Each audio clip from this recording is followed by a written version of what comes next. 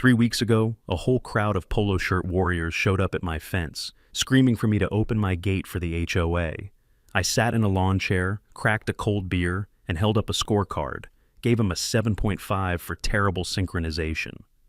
They thought I was just some stubborn ranch guy. They had no idea I had 4K cameras, receipts, and a whistleblower ready to burn their whole HOA to the ground. I said 3 words: my land, my rules. But to understand how we got to that circus, you need to understand 2 things: the land and my grandfather. Folks around here like to say Texas soil remembers things. It remembers boots, storms, hooves, and trouble. And if you stay long enough, it remembers you too. I've lived on this 12-acre patch just east of town for most of my life. Not all in one stretch. Life dragged me off a few times. Like it does to everyone. But, like a man who is worn out every other road, I always ended up back here. The land was waiting. The house, a squat, stubborn structure older than most marriages in this county, leaned a little to the west, like it had all the time in the world. And maybe it did. My grandfather, Earl, built the first version of this place with his own 2 hands. He believed a man wasn't worth much unless he left something behind that could stand up to a good wind. Out here, winds don't ask permission. They just come. He used to say, "Boy, you don't just own land, you take care of it, so it'll take care of you." I believed him then, and I believe him even more now. Because this land, this fence line, this gravel road, this old workshop that smells like diesel and cedar, it did take care of me. The driveway alone is a 1/4 mile long. Most of it is still the same gravel my grandfather laid down in 1967 with a rented grader and a mule that hated mornings. It runs up from the county road, curls around a stand of pecan trees, and ends at a heavy iron gate with my last name welded across the middle. The kind of gate that says, without raising its voice, "Turn around unless you were invited." Most folks around here respect that. Most of the older ones prefer it. Privacy's a rare commodity these days, same as quiet. But on my land, quiet didn't visit. Quiet lived here. Mornings started slow. Coffee on the porch, dogs at my feet, sun rising soft and orange behind the cedars. Sometimes I'd sit long enough to watch the dust settle on the road, knowing full well nobody was coming up it unless they meant to. That kind of peace. You don't measure it in minutes, you measure it in breaths. My workshop sat off to the side, long and low, added onto bit by bit every time my grandfather got bored or irritated. Inside were tools that had outlived most of the men who bought them, a tractor that only ran because stubbornness seems to be hereditary, and a whole family of half-finished projects waiting on me to decide what mattered and what didn't. Life wasn't fancy, didn't need to be. I had space, I had quiet. I had enough distance between me and the next living soul that I could drink coffee in my underwear and not worry about anybody calling the sheriff. That's a kind of freedom they don't sell in subdivisions. And for a long time, nobody bothered me. The mail came when it came. The dogs barked when they felt like it. The seasons rolled past in their own slow rhythm, and the only rules that mattered were the ones written into the dirt. Then Clearwater Ridge showed up. It started with survey flags, little orange and pink markers that sprouted across the road like weeds. Then came the trucks, the concrete, the framing crews. Within a year, there it was, a full-blown HOA development, popping up out of nowhere like a prefab infection. They called it Clearwater Ridge, which was funny because there isn't a clear anything within 10 miles of this place. Just scrub, dust, and a creek that only remembers it's a creek when it rains too much. They built those houses fast. Too fast, all lined up behind a white stucco wall and a big decorative sign with swoopy cursive letters. Looked like a gated utopia for people who wanted their world pre-approved and pre-packaged. Out here, we call that decoration for people who don't trust themselves. Running that little kingdom was their president, Karen Sterling. You've seen her type in 100 places. Only difference is this one had a title, haircut sharp, clothes pressed flatter than her sense of humor, and a voice that could turn the word community into a warning. At public meetings, she probably called herself a steward of neighborhood order. To me, she just looked like someone who believed rules were holy as long as she wrote every single one. At first, I ignored them. They stayed on their side of the road, and I stayed on mine. They could fuss over lawn heights and fence colors all day long. I didn't care. Their world was matching mailboxes and newsletter drama. My world was busted knuckles and a gate that only swung for the right people. But there was one problem: geography. The back half of their community ran straight into rough country: brush, rocks, uneven ground. No easy way in for big trucks, emergency vehicles, or any of the other toys a shiny new HOA likes to parade around. The only logical access was my southern gate, the one that opened onto my private gravel road. The road my grandfather carved into this land with sweat, diesel, and bad language. They looked at that road and saw convenience. I looked at it and saw my family's backbone. They wanted it. I said no. Simple as that. But with people like that, no isn't an answer, it's a challenge. And that's when the trouble really started. They didn't waste any time. Just 3 days after Clearwater Ridge held their ribbon-cutting ceremony, I spotted movement at my southern gate. 2 men in reflective vests and one in a crisp navy polo were standing there like they were waiting for someone to sign their permission slip. Even from halfway down the drive, I could tell who was in charge. Clipboard guy. Shoulders back, chin high, smile that was half salesman, half threat. The type who had never lifted anything heavier than his own ego. I walked down slow, wiping grease off my hands with the same rag I'd used earlier that morning. The dogs followed behind me like deputies. Clipboard guy stepped forward with a smile so bright it should have come with a dimmer switch. "Good morning, sir. We're with Clearwater Ridge Community Logistics. We'd like to request temporary access through your gate for a few days. Construction trucks, equipment deliveries, it'll save us a lot of trouble." He said it like he was doing me a favor. I looked at the gate behind them, then back at him. "This gate?" I asked. "Yes, sir," he said, nodding like the papers were already signed. One of the other men added, "Concrete trucks come Friday. Your road's the only direct access." I folded my rag neatly, not for cleanliness, but because silence makes people show who they really are. "This road isn't public," I said. "It's on my deed, and it's not on your plans. You know that." Clipboard's smile twitched, just a hairline crack, but I saw it. "We can make it worth your while," he said, dropping the neighbor act. "The HOA is prepared to compensate generously." I shook my head. Slow, clear, final. "I've already told your president I'm not interested," I said. "This isn't a logistics problem. It's a boundaries problem." Clipboard opened his mouth, probably to give me some memorized HOA speech, but I didn't let him. I cut him off, not angry, just finished. My land, my rules. The air changed, not a gust, not a breeze, just that deep, quiet shift when somebody realizes the answer isn't going to change. The friendly faces slipped off them like poorly glued masks. Clipboard flipped to a new page in his folder. "You might regret that," he murmured. I smiled, but mine wasn't friendly. "You boys are standing on private property without permission," I said. "That's trespassing. This conversation is over." I pulled out my phone and hit the sheriff's non-emergency line. Their posture changed instantly, stiff, defensive, frustrated. They left before Deputy Miller arrived, tires chewing up the gravel loud enough to sound like a warning. Miller took my report with a small sigh, the kind that belongs to a man who knows trouble doesn't knock just once. "Overzealous suburban types," he muttered, but his eyes said it plain. He knew this wouldn't be the last time he drove up my road. The next morning proved him right. I stepped outside to find HOA pamphlets wedged in my gate hinges, tucked in my mailbox, and scattered across the gravel like someone tried to toilet paper my property with glossy propaganda. Bold red headlines screamed, "Blocking community infrastructure, endangering public safety. He's putting us all at risk." They even slapped together a website. I didn't get mad, didn't shout, didn't throw anything. I just added another lock to the gate, welded a second bracket onto the post, and mounted a new camera on the east fence line. If they wanted a fight, they were about to learn something important. They picked the wrong man, on the wrong land, on the wrong damn day. The kind of silence that settled over my property after that gate confrontation wasn't peaceful. It wasn't restful. It was the kind of quiet that watches you from the tree line, waiting to see what you'll do next. And I knew exactly what the HOA would do next. People like that don't hear the word no. They translate it into try harder. So I got ready. I spent 2 full days upgrading every camera on my property. Thermal sensors, night vision lenses, motion triggers, everything wired into a closed-loop system with cloud backups every half hour.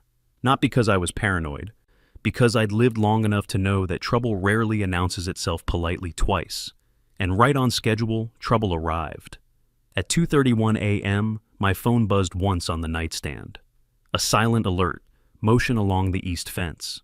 I rolled out of bed, slipped on my boots, grabbed my jacket, and stepped outside into the cold night air. No panic, no rush, just a slow, steady walk toward the workshop while I checked the feed on my phone. 2 figures, dressed in black, moving along my fence line like they were rehearsing for a community theater burglary. One carried a flashlight pointed low, the other carried a toolkit big enough to tell me this wasn't curiosity. They were here to break something. I hit the silent alarm. Floodlights near the front gate hummed awake at half strength, just enough to illuminate them without tipping them off that I was watching. They reached the gate. The one with the toolkit pulled out a handheld grinder, flipped it on, and pressed it to the steel lock. Sparks shot out like angry fireflies. He wasn't getting through. That lock was triple reinforced steel, welded into armored shielding, but the attempt alone said everything I needed to know about their intentions. Then the second guy handed him a folded piece of paper. Under the flashlight beam, I saw the header. Looked like a court order, or someone's late-night attempt at forging one. And the badge on his vest? Riverbend Enforcement Officer. A position that doesn't exist anywhere except in the imagination of an HOA president who thinks she runs her own country. I didn't yell, didn't rush in, didn't try to scare them off. Sometimes the smartest move is to let people record their own guilt in 1080p. From behind the tractor shed, I filmed everything. The grinder, the fake paperwork, the cosplay badge, every stupid decision they made in the name of compliance. Then I saw the glow of headlights cresting the far ridge. Red and blue lights followed. Deputy Miller and another patrol unit rolled up fast, tires spitting dust. The moment the deputies saw sparks flying off my gate, they hit the loudspeaker. "Hands up! Step away from the property!" Grinder Boy dropped the tool like it bit him. His partner tried to run, made it about 15 feet before falling face first into the mud with a sound that did wonders for my mood. By the time I stepped out into the light, they were both cuffed on the ground. Miller glanced at me. "Mr. Saltz," he said, "this happen often?" Before I could answer, Grinder Boy spoke up, panic pouring out faster than the lies. "Wait! Wait! This is a misunderstanding," he yelled, his face mashed into the gravel. "Karen said it was authorized. She said we had immunity. She promised she'd handle the paperwork." His partner groaned. "Dude, stop talking." Miller didn't react much, but he tapped the microphone clipped to his vest. A very deliberate tap.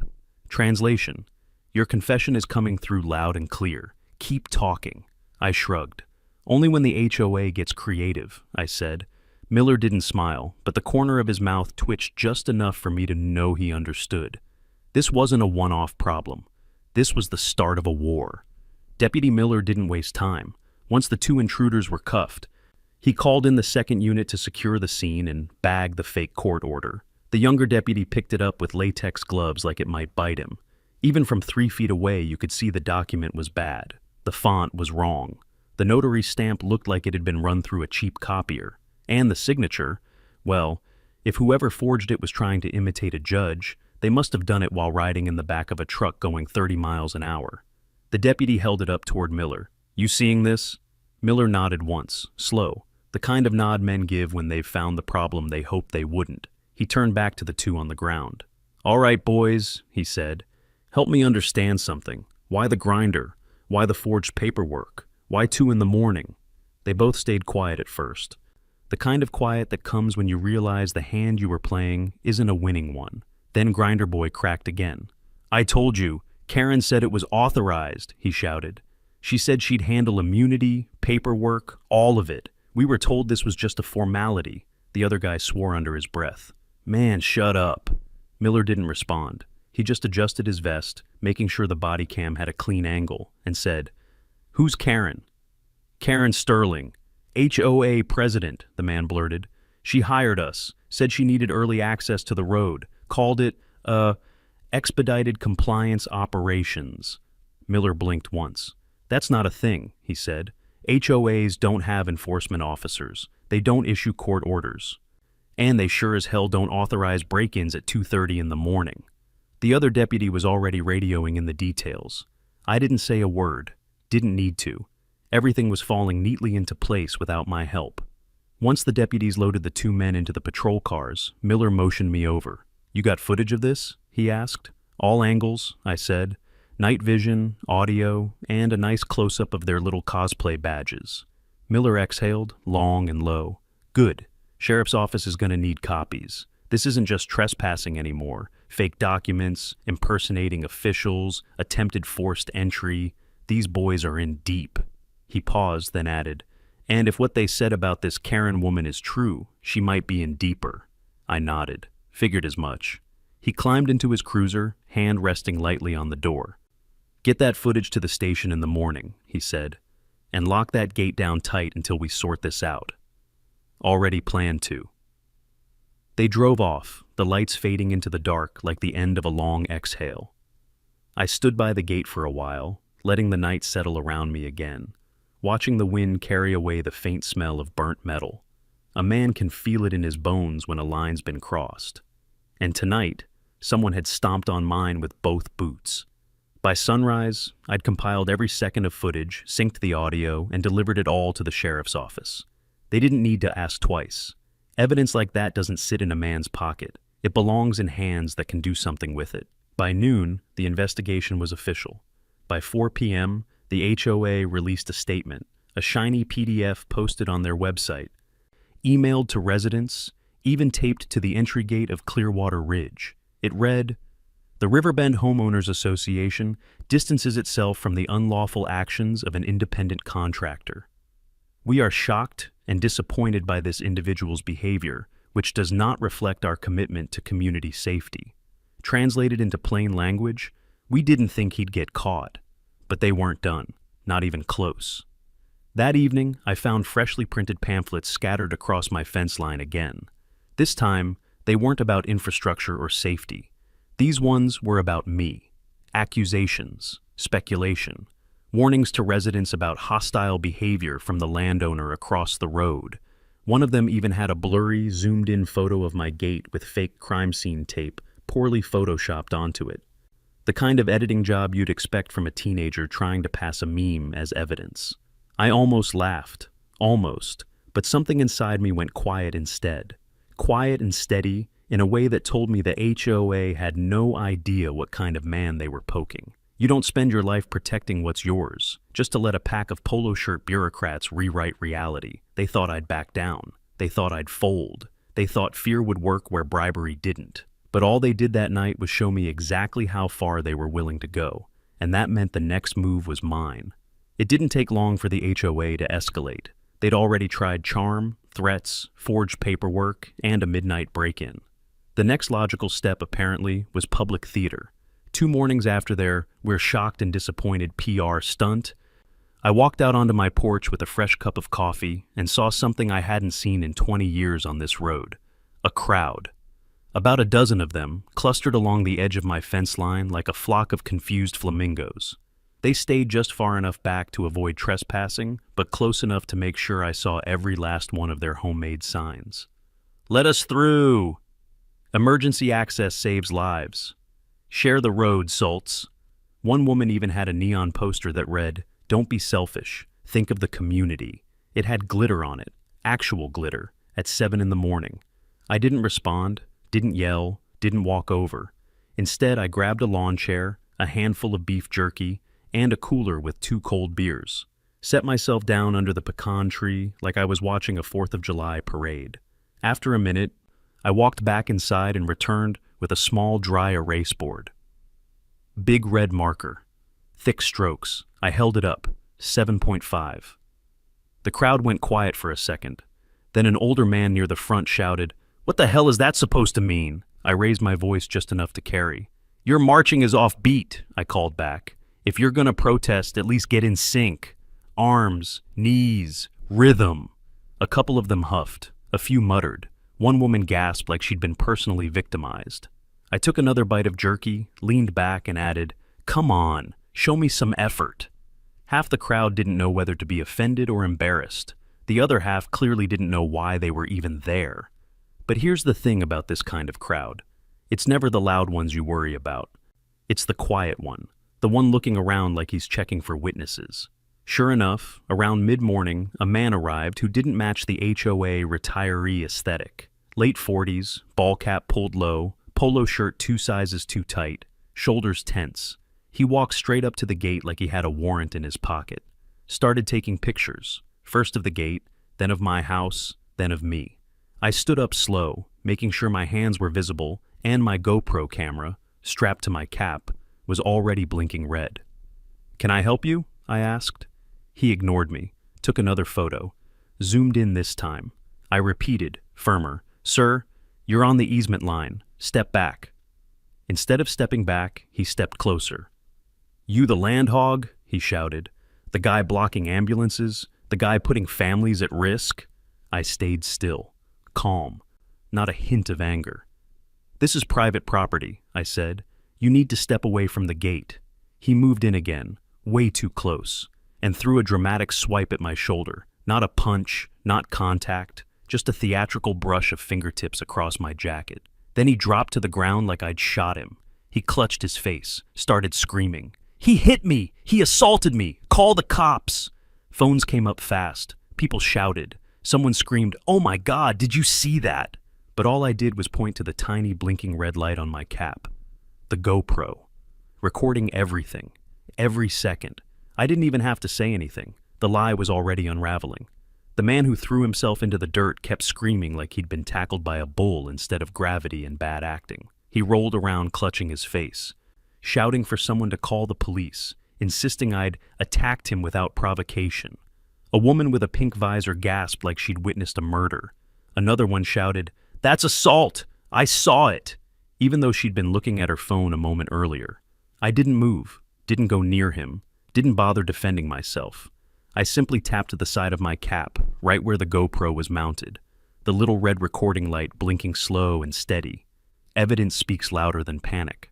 By the time the sheriff's deputy rolled up, same one as before, Deputy Miller, the actor was still on the ground groaning dramatically, holding a tissue under his nose even though there wasn't a single drop of blood. Miller stepped out of his cruiser with the calm of a man who's seen every dumb trick people can try to pull. He looked at the crowd, then at the man on the ground, then at me. "All right," he said. "What happened?" The actor bolted upright like someone hit a switch. "He assaulted me," he shouted. "He just came up and shoved me. I want to press charges." Miller nodded slowly, like he was letting the words float in the air for a moment, before deciding where to file them. "You want to press charges?" "Absolutely," the man snapped, pointing at me like he'd just identified the killer in a cheap courtroom drama. Miller turned to me. "You got footage?" I didn't say a word, just reached up, unclipped the GoPro, and handed it over. Then I gestured toward the gate. "And the security camera has a clean angle too," I added. A few people in the crowd shifted uncomfortably. Phones lowered, expressions changed. Miller walked back to his cruiser, plugged the GoPro into his tablet, and began reviewing the footage. The crowd grew quiet. Even the actor stopped groaning. I watched Miller's face while he watched the video. His eyebrows didn't move. He didn't sigh, didn't smirk, just watched. Then he replayed the moment in slow motion. And that was it. Case closed. He stepped out of the cruiser holding the tablet at his side. "Sir," he said to the actor, "you want to change your statement?" The man hesitated, eyes darting to the crowd. But pride is a dangerous thing. He lifted his chin. Well, maybe it wasn't that bad." Miller cut him off. "Turn around." "What?" "Turn around," Miller repeated, already unclipping his cuffs. The crowd rippled with shock. A few people backed up. One woman whispered, "Oh my God, oh my God." The actor sputtered, "What do you think you're doing?" He assaulted me." "No, sir," Miller said, voice flat. "You filed a false police report, and you attempted to defraud law enforcement. That's a crime." He clicked the cuffs shut around the man's wrists and guided him toward the cruiser. The same people who'd been chanting half an hour earlier were now folding up their signs, avoiding eye contact, shuffling back to their parked SUVs like kids sneaking out after curfew. One woman muttered under her breath, "I didn't know they were going to do that." "Sure, lady, whatever you need to tell yourself." As they loaded the actor into the back seat, someone shouted from the retreating crowd, "We didn't sign up for this." but they had. They just didn't expect the script to fall apart so fast. As the cruiser pulled away, Miller gave me a look, one part apology, one part warning. "This is getting out of hand," he said quietly. "You should be careful." I nodded. "Careful's my specialty," I said. He didn't argue, he just drove off. And the fence line was quiet again. Too quiet. Because if the HOA was desperate enough to stage an assault, they weren't near done. They were just warming up. Trouble has a sound. It's not yelling or fighting or even gunfire. It's that slow, heavy crunch of rubber on gravel, followed by a deep diesel rumble your gut recognizes before your ears do. I heard that sound the next morning. I was elbows deep in the guts of an old Massey Ferguson tractor when the noise rolled across the property like a warning. Not a pickup, not a delivery truck. This thing had weight behind it. Purpose. I stepped outside, wiping my hands on a rag, and there it was. A bright yellow excavator. Crawler tracks grinding across the ground on the far side of my fence. 3 men in reflective vests walked beside it, one holding a clipboard, one carrying orange survey flags, and another with a can of fluorescent spray paint. They didn't look confused. They didn't look lost. They looked like men who'd been told, confidently, that they were allowed to be here. I walked straight toward the fence line, not slow, not fast, just the calm walk of someone who owns the dirt under their boots. The clipboard man noticed me approaching and put on the friendliest face he could manage. "Morning, sir," he called out. "We're just prepping for a temporary access lane, only surface grading, nothing structural." I stared at him. On whose authority? He looked at his clipboard like the answer might magically appear. "Per community project management directives, temporary equipment route." "That's funny," I said, stepping right up to the fence, "because this land belongs to me, and no one gave me a damn thing to sign." He shifted his weight, eyes flicking toward the others for support. "Sir, we were told this was pre-approved." "By who?" I asked. A pause, a swallow, then, "Karen." I tilted my head slightly. Never heard of her. Before he could respond, the guy with the spray paint bent down and marked a bright orange X directly on my fence post. Right on my line. Not near it, not close to it. On it. "My post," I said quietly. The man with the paint froze mid-motion, like he'd just realized his entire paycheck depended on pretending he didn't hear me. Behind him, the excavator operator leaned out of the cab. "You want us to go ahead with the first cut?" he called. "No," I said, then louder. "Nobody touches that fence." The clipboard man tried to smile again, but this time it looked more like a man trying not to throw up. "Sir, please, we were assured." I pulled out my phone. "Let me help you with that assurance," I said. Then I dialed the sheriff. And right after that, the county zoning office. While we waited, I recorded everything. The flags, the paint, the documents, the machine idling like a loaded threat. The workers tried to look busy without making things worse. Some paced, some pretended to measure things that didn't exist. One guy just stared at his boots like he could disappear if he wished hard enough.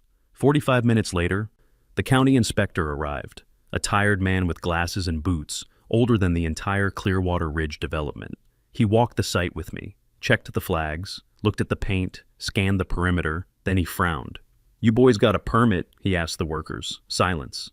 "You got survey markers?" he continued. More silence. "You got anything at all that says you're allowed to be here?" The clipboard man's voice cracked. "We were told—" "That's not what I asked," the inspector snapped. When the sheriff's deputy arrived, different one this time, the workers backed away from the fence faster than I'd ever seen grown men retreat. "Sir," the deputy said to me, "looks like you caught them before they did any damage." I nodded. "Damage isn't the issue," I said. "Intent is." The deputy didn't disagree, and just like that, the workers packed up, flags pulled, spray paint capped, excavator crawling backward like a scolded dog. But the damage was done, not to my land, but to the HOA's strategy. Because today, they'd shown their hand. This wasn't miscommunication. This wasn't confusion. This was a coordinated attempt to push through my boundary using equipment, hired crews, and a lie. And that meant one thing. They weren't trying to negotiate anymore. They were trying to take. By the time evening rolled around, the air had that heavy stillness that comes right before a thunderstorm. Not in the sky, in people. I could tell something was brewing. The excavator incident had rattled someone at Clearwater Ridge. The workers had left like men fleeing a haunted house. The inspector had left shaking his head. The deputy had left irritated and suspicious. And somewhere over in that HOA clubhouse, I knew at least one person finally realized. Karen Sterling had crossed a line they couldn't follow her across. I just didn't know who it was yet. Around 9 p.m., I was closing up the workshop when I heard footsteps approaching the gate. Not the clumsy, entitled stomp of an HOA officer, not the quiet skulk of a trespasser. This was hesitant, uneven, like a man walking towards something he didn't want to face. The dogs didn't bark. They just lifted their heads and watched. I stepped out with a flashlight and angled the beam toward the road. A man stood there, pressed khakis, button-down shirt, laptop bag slung over one shoulder. He looked familiar, but only in the way you recognize someone from across a grocery store aisle. He lifted a hand. "Mr. Saltz? May I talk to you a moment?" His voice trembled, but not from cold, more from knowing he shouldn't be here. I opened the gate halfway and stepped out, keeping a healthy 3 feet between us. "That depends," I said. "Who are you?" He swallowed hard. "My name is Tyler Manning. I'm the treasurer for Clearwater Ridge." I didn't let my face show anything. But inside, something clicked. This wasn't a man coming over with a warning. This was a man coming over with a burden. He looked over his shoulder twice before continuing. "I didn't come as a board member," he said quickly. "I came as a homeowner, and I need you to understand. I'm not here to argue about the road or access or any of that. I just can't be part of what's happening anymore." He wiped his palms on his pants like he was sweating through the fabric. I didn't rush him, didn't offer comfort, just waited. Men always reveal things the moment you stop talking. He exhaled shakily. "You're not the villain they're painting you as," he said. "And what happened today, that excavator, that wasn't an accident. Karen authorized it. She told the board it was pre-negotiated and pending county approval." He shook his head hard. "I checked. None of that was true." I nodded once. "Keep talking." Tyler opened his laptop bag and took out a small envelope. Thick, stuffed. He offered it toward me like it might burn him if he held it too long. Inside was a USB drive and a stack of printed emails. "I shouldn't have this," he whispered. "And if she finds out I copied it, she'll destroy me." He took a shaky breath. She already tried. Now he had my attention. Tyler looked down, ashamed. "Look, as treasurer, I'm responsible for keeping our financials clean. Normal stuff, dues, maintenance, vendor contracts. But over the last 6 months, there have been discrepancies." He ran a hand through his hair. "Large payments, off-book transfers, accounts labeled security operations and resolution strategy, 40,000 here, 60,000 there, some routed through shell companies, some paid in cash." I raised an eyebrow. "And who authorized them?" His voice cracked. "Karen." Then he corrected himself. "Only Karen." He looked up at me, eyes apologetic, terrified, and exhausted. "Mr. Saltz, there's over 300,000 missing." The numbers didn't surprise me. The desperation in his voice did. He stepped closer, still holding the envelope between us. "She told the board that these were expenses for community protection, legal prep, conflict mitigation, but the charges don't match. The vendors aren't real. The invoices are fabricated. And you're coming to me," I said slowly, "because..." He locked eyes with me, finally. "Because she's going to blame me." There it was, the real motive. Not conscience, not heroism, survival. Tyler's voice broke. "She's already set the narrative. I found an email she drafted, a statement saying that I acted alone, that I mismanaged funds, that I authorized contractors without board consent." He swallowed again. "But I didn't authorize anything. She forged my initials on 2 of the transfers." I stayed silent. Let him keep spilling. "When the break-in happened," he said softly, "the fake court order, the badges, the grinder, that wasn't some rogue contractor. That was paid through an account Karen opened herself." I checked the ledger. He closed his eyes for a moment. "Tonight she called an emergency closed session. I wasn't invited, but one of the board members leaked me a message. She said, and I quote," he pulled a folded printout from his pocket and handed it to me, highlighted in red, "We can outlast him legally. Even if we're in the wrong, the pressure will make him cave. And if anything goes sideways, the treasurer will take the fall."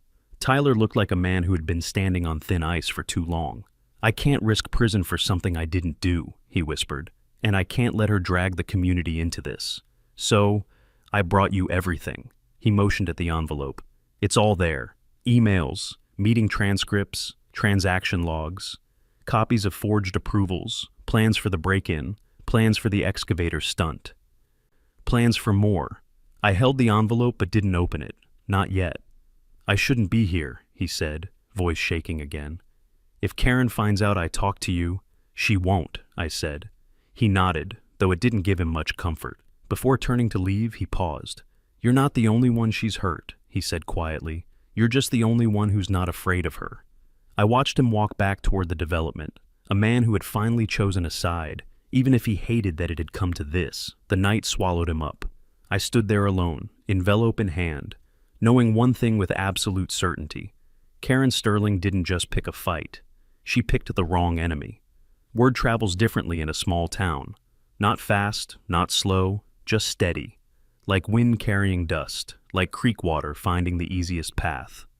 By the next morning, half the county had heard something about an excavator, a forged court order, or a HOA incident near my fence line. Depends who you asked. Some folks were curious, some skeptical, some downright nosy. And instead of letting Karen spin the story into whatever bedtime horror version she preferred, I decided to put everything out in the open. I sent a dozen short emails, 3 to local reporters I trusted, a few to neighbors, a few to people who'd ask questions in town. The email was simple. "I will be hosting a community transparency open house this Saturday at my property. All are welcome to ask questions. Documentation provided. Bring whoever you want." No anger, no drama, no shouting, just sunlight. And sunlight is the one thing people like Karen can't survive. The morning of the event rolled in hot and windy. I set up 2 pop-up tents at the mouth of my driveway, one over a table covered in neatly arranged documents, the other manned by 2 of the kids I'd been mentoring in the workshop. They offered free blade sharpening for mowers and garden tools, which brought more people than I expected. Nothing unites a community like free service and cold water. By 10 o'clock, the first visitors arrived, a retired couple from the next county over, a dad with 2 little kids who just wanted to see the tractor, a man who lived 3 houses into Clearwater Ridge and confessed he didn't trust the newsletters anymore. Then the reporters came, not the big city ones who parachute in with fancy microphones and leave before learning anyone's name. The local folks who grew up here, who know land boundaries better than some surveyors, who understand the smell of diesel and pecan trees. They asked straightforward questions, and I gave straightforward answers. I walked them along the fence line, pointing to the post where the paint mark had been sprayed. I showed where the excavator had sat. I explained the history of the road, how my grandfather carved it with a rented grader in 1967, how the deed had been in our family longer than Clearwater Ridge had been on a county map. Inside the tent, I laid out maps, historical plat maps, title transfers, tax receipts dating back half a century. The kind of paperwork people over 55 respect because it means something. It's not digital, it's not altered, it's lived experience pressed into ink and stamps. Beside that were laminated copies of the Clearwater Ridge buyer agreement, with one line highlighted in bright orange, southern ingress and egress not guaranteed or implied. Folks read it and shook their heads. One man muttered, "They bought houses without reading this." Another said, "Sounds like someone lied to them." I didn't add anything, didn't need to. The documents spoke for themselves. Tyler Manning showed up too. No HOA name tag this time, no pressed khakis, just jeans and a t-shirt like a normal man trying to stay out of the sun.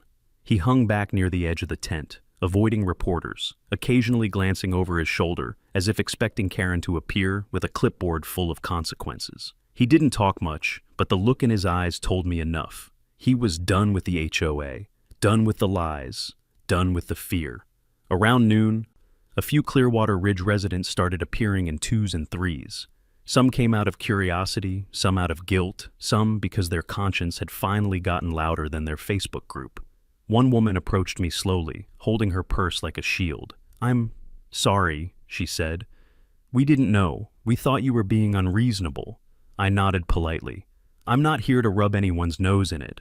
I just want the truth out." She let out a breath she'd probably been holding for weeks. "Well," she said, "today helped." By late afternoon, the crowd had grown enough that my driveway felt almost festive. Kids ran around chasing each other. Coffee thermoses clinked. My apprentices sharpened mower blades fast enough to earn tips. And the reporters scribbled notes while the sun lit up the paperwork on the tables like evidence on display. But the most important change wasn't the people who came. It was the people who didn't. The HOA's Access Now Facebook group went dead silent. No signs, no protesters, no staged drama. Karen Sterling had vanished from public view. Either she was regrouping or she was panicking. Both possibilities worked in my favor. As the last visitors trickled out and the sun dipped behind the cedars, I packed up the documents, folded the tents, and stood quietly in the cooling air. For the first time since this whole mess started, the wind didn't feel like a warning. It felt like a shift, a turning, a sign that the story wasn't about a gate anymore. It was about truth finally getting loud enough to drown out the lies. And the next move wouldn't be mine. It would be Karen's, and it would be her worst one yet. The Travis County Courthouse has a smell to it. Old paper, dry wood polish, recycled air, and tension, the kind you can feel in your teeth.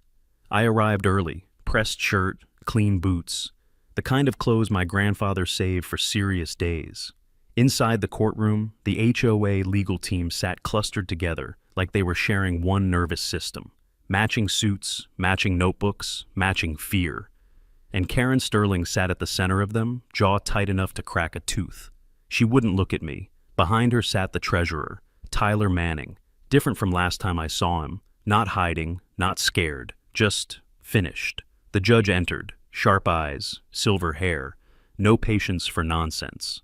Riverbend HOA versus Mr. Soltz. Petition for temporary access easement. Counsel, proceed. The HOA went first. Their lawyer stood up with a rehearsed smile and started his performance. Aerial photos, hypothetical emergency scenarios, flowcharts full of arrows. He even tried to argue that my locked gate endangered regional resilience, whatever that meant. Then came their expert, a man who spoke in corporate soup, all filler, no substance. Finally, they submitted a set of staged images showing an ambulance blocked by my gate, something that never happened. Karen nodded along like a bobblehead. Then Miss Davis stood, and everything changed. She moved with the calm of a surgeon who already knows how the operation ends. First, my deed. Then, the 1967 plat map. Then, 55 years of tax receipts on the private road. Next, she displayed photos of the excavator trespassing, the paint marks on my fence post, the flags, the workers. The judge leaned forward. Then Miss Davis said, "And when trespass failed, Your Honor, they escalated." She tapped her laptop. The lights dimmed. The nighttime break-in footage filled the courtroom screen, the grinder throwing sparks, the fake Riverbend enforcement officer badge, the forged court order with mismatched fonts and an invalid notary stamp. The HOA team shrank. And when criminal entry didn't get the result they wanted, she clicked again. The helmet cam video played, the man in the polo shirt, the staged shouting, the weak swing, the dramatic collapse into the dirt like he'd been shot by invisible lightning. A few people in the gallery snorted. Someone whispered, "Good Lord." The judge's face didn't move, which somehow made it scarier. Miss Davis placed another document on the projector. "Here," she said, "is the $500 payment receipt for that man's appearance fee, authorized by President Sterling." Karen went white. "And now," Miss Davis said, "the foundation of this dispute." She submitted the Clearwater Ridge Buyers Agreement, the one every resident had signed. The judge's eyes halted at the highlighted line, "Southern ingress and egress not guaranteed or implied." The entire courtroom went still. "Ms. Sterling," the judge said, "were homeowners informed of this clause?" Karen opened her mouth. Nothing came out. Then Miss Davis gestured toward the bench. "Your Honor, the treasurer of the HOA board wishes to testify." Tyler stood, walked to the front, raised his right hand, swore in. He looked at me once, nodded, then faced the judge. "Mr. Manning," Miss Davis began gently, "tell the court what you discovered." Tyler swallowed hard. "President Sterling misrepresented that clause to homeowners. She said the Southern Road was negotiated and pending approval. She withheld board votes, and she authorized harassment payments disguised as contractor fees. Miss Davis handed him a page. And what was the total amount of these unauthorized expenditures? The room held its breath. Tyler looked down at the number. His voice was barely above a whisper, but the microphone carried it clear. $300,000. Gasps echoed. The judge's chin lifted slightly, the judicial version of raising hell. Miss Davis pressed, "And when you questioned President Sterling about these missing funds, what happened?" Tyler's voice steadied. "She told me she'd pin it on me, said I'd be the fall guy, said the treasurer always goes down first." Karen lurched to her feet. "That's a lie. He's twisting." The judge slammed her gavel so hard half the room jumped. "Sit. Down." Karen sank like her bones had melted. Miss Davis finished cleanly. "Your Honor, this petition is not about access. It is about control, retaliation, falsified authority, and financial misconduct." The judge didn't take long. The HOA's petition is denied with prejudice. Furthermore, based on the evidence of document tampering, staged incidents, and the alleged misappropriation of $300,000 of community funds, I am referring this matter to the District Attorney's Office for criminal review. Karen looked like she'd been unplugged. Her lawyers stared at the floor. The gallery murmured. I didn't smile, didn't gloat. I simply breathed. A long, steady exhale I'd been holding for months. The war wasn't over, but the battlefield had shifted. And now, Karen wasn't the hunter anymore. She was the prey. 2 days after the hearing, the air around my place felt different. Not peaceful, just quiet in a way that suggested the other side wasn't plotting anymore. They were scrambling. I didn't have to wait long to confirm it. Early that morning, just after the sun burned through the mist, my phone buzzed with a message from Tyler. "County auditors are here. They're asking questions." I stared at those words for a long moment. The kind of moment where you don't smile, but something inside you unclenches. Later, he added, Karen didn't show up. I didn't need popcorn. The day was already entertaining itself. Around noon, a local reporter called me. "Mr. Schultz, we received confirmation that a financial review has been opened into Riverbend HOA. Would you like to comment?" "No," I said, "but I'll listen." She chuckled. "It looks messy, really messy." Messy was an understatement. By mid-afternoon, word had spread that the county auditor had flagged multiple irregularities in the HOA's financial system. Irregularities that lined up perfectly with the USB Tyler had handed me. Consultant fees, security operations, contractors paid off the books. Invoices labeled resolution strategy, community response, and unplanned compliance measures. Altogether, just a hair over $307,400.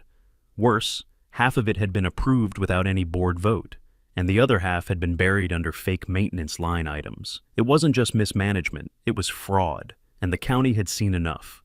The HOA board held an emergency meeting that same night, which would have sounded more impressive if it weren't happening in a clubhouse built out of cheap stucco and leftover developer guilt.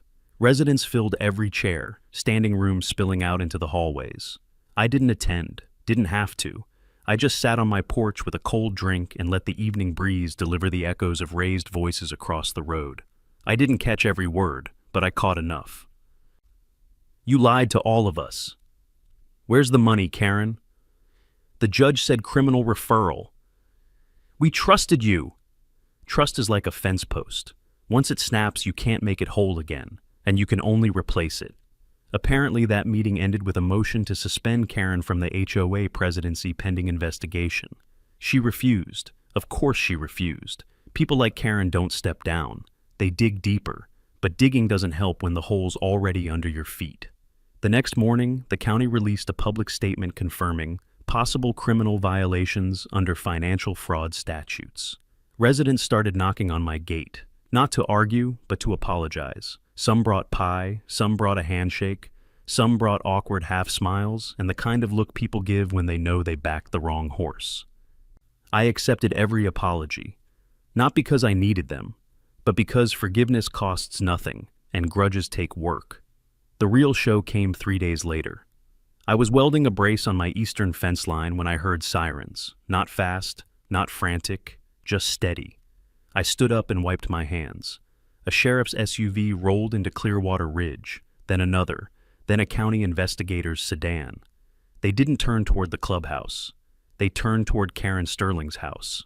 Her big, perfect HOA-approved home with the manicured shrubs and the custom door glass shaped like a pelican. Residents peeked out of windows. Some stepped onto porches. A few came outside with phones ready.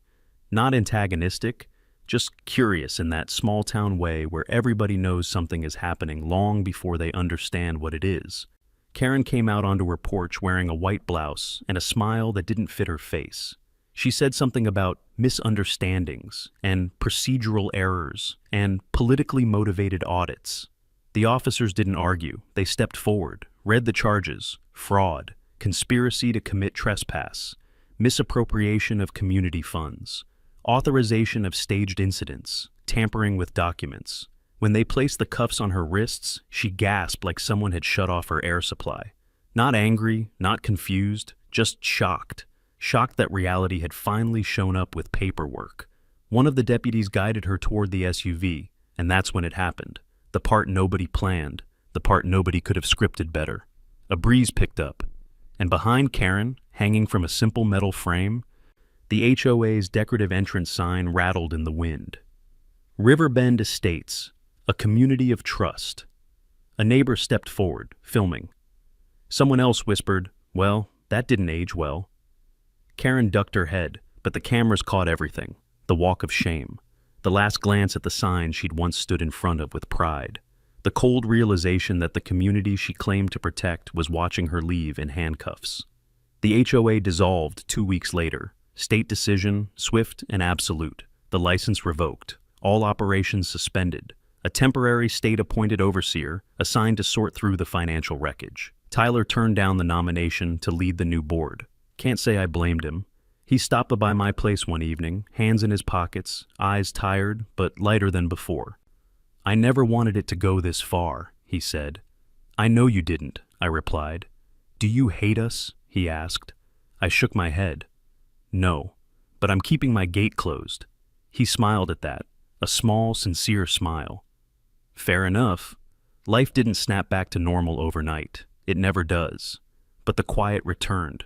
The kind of quiet with no watchers, no intruders, no staged theatrics. Just dogs barking at nothing, wind through cedar branches, and the steady hum of an honest day's work. One afternoon, I poured fresh concrete along the eastern fence, set in anchor-grade steel bollards thick enough to stop a tank, installed solar lights, mounted a hand-painted sign: "No trespassing. Private land HOA is not the law." A local metal shop delivered a second sign. Polished, gold trim, a little too fancy for my taste, but I hung it anyway. Neighbors still visit sometimes, the ones who apologized, the ones who learned something from all this. I don't hold grudges, but my gate, it stays closed. There's a different kind of quiet that settles in after a long fight. Not the uneasy quiet you get when trouble's hiding in the brush. Not the heavy quiet that comes right before a storm. No. This is the quiet that sounds like a long exhale, like the land itself finally unclenched. Weeks passed after the arrest, then months. Time smoothed the edges of everything, even the anger. I kept doing what I'd always done, fixing what was broken, mending what needed mending, and working my land the way my grandfather taught me. Most mornings, I still walked the fence line with a mug of hot coffee, steam rising against the cool air. The dogs trotted beside me, noses to the wind, tails swinging like metronomes for a song only they could hear. Some days, I'd pause by the eastern fence, the very spot where the excavator had once crawled toward my property, where strangers had spray-painted crosses on my posts as if they owned the dirt under their boots. Now it was quiet, reinforced, solid. The solar lights flicked off when the sun hit them, and the new bollards cast long shadows across the gravel. They weren't pretty, but they were honest. And in a world full of pretense, honest things have their own kind of beauty. The mailbox filled with fewer HOA newsletters and more handwritten notes, some from neighbors across the road. "We just wanted to say thank you for handling this the way you did." Some from people I'd never met. "Saw your story on the news. You stood your ground. More folks need to." Some from younger families. "Sorry we judged you before knowing the facts." I kept them all in a drawer, not out of pride, but as a reminder. People make mistakes, communities make bigger ones, but sometimes, if you give them the truth straight and simple, they come around. Every now and then, I'd see a Clearwater Ridge resident walking their dog near the road. Some waved, some didn't. One older gentleman, the type who always wore suspenders and a hat, even when mowing, stopped at my fence one morning. "I misjudged you," he said plainly. "No harm done," I replied. He glanced at the fence, the gate, the open land stretching behind me. "You think things will be better now, without the HOA?" I shrugged. "I think people will either learn from it, or they won't." He chuckled, nodded, and kept walking. In the evenings, I'd sit on the porch, watching the sun melt behind the horizon, that orange and purple glow that makes even problems look smaller. Sometimes I'd hear distant traffic from the highway, or coyotes calling out beyond the brush, or wind rattling the old wind chimes my grandfather welded from spare tractor parts. I'd think about him a lot. What he would have said, what he would have thought about all this. Probably something simple like, "A boundary means something only if you're willing to defend it." He wasn't a complicated man. Most folks who work the land aren't. We don't need flowery speeches to understand right from wrong. A line is a line, a lie is a lie, and a gate is a gate. There were days after the court case when I wondered if all of this could have been avoided. If maybe I should have just taken the easement money. If maybe I should have kept my head down and ignored the trespasses, the threats, the games. But then I'd walk that quarter-mile stretch of gravel my grandfather carved by hand in 1967, the same stretch they wanted to claim, and I'd remember exactly why I stood firm. Not for spite, not for pride, but for the simple truth that this land was handed down, not handed over, and once you give away something you didn't earn, you'll never get it back again. Late one afternoon, Tyler stopped by. No official role anymore, just a man who'd climbed out of a hole before it swallowed him. He leaned against his truck and said, "You know, it's strange. The HOA acted like you were the enemy, but you might have saved this whole place." "How's that?" I asked. "If Karen kept going," he said softly, "we'd all be in debt, or in court, or worse. Sometimes the person holding the line is the one keeping everyone from going over a cliff." I didn't answer, didn't need to. He clapped my shoulder once before leaving, a man grateful to still have a future that wasn't behind bars. That night, as I walked to the gate to lock it, a breeze moved through the grass, soft, steady, carrying the smell of cedar and warm soil. The new sign reflected the porch light, gold trim glinting like a little piece of quiet revenge. I ran a hand along the cool metal, not out of pride, but closure. Before heading back to the house, I said something into the dark, not loud, not for anyone but the land itself. My land, my rules. The wind didn't answer. It didn't need to. Some things are settled forever once you've said them out loud.